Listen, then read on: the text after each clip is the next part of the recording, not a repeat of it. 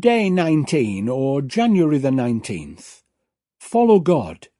You know it makes sense. Our thought today is rooted in Exodus chapter 3, verse 11.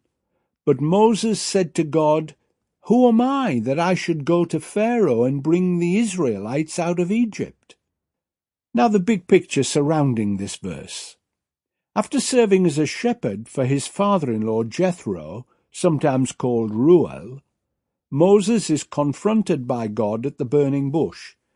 It is likely that he's seen burning bushes before, but every other time they lasted only a few minutes. This one never dimmed or showed signs of dying out. And then he hears God's voice telling him to return to Egypt, to lead them out of Egypt into freedom. It seems a lifetime ago since Moses committed murder and fled from Egypt, and he had been on the run ever since. Moses is less than enthusiastic and offers one excuse after another, including not knowing what God's name is. "No one will believe me anyway. I don't speak very well."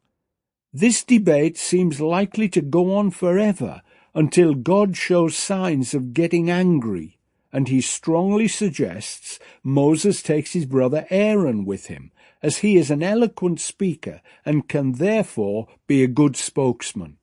Moses finally gives in because he was by now seeing the logic of following the God of his fathers. And now our action step for today. I have heard so many accounts of God calling particular individuals into his service. A common denominator all too often is the suspicion that it's not a good deal, that God has an ulterior motive. I'm sure you've heard missionaries say things like, "I told God I would go, but not to a hot country. Then he sent me to Equatorial Africa."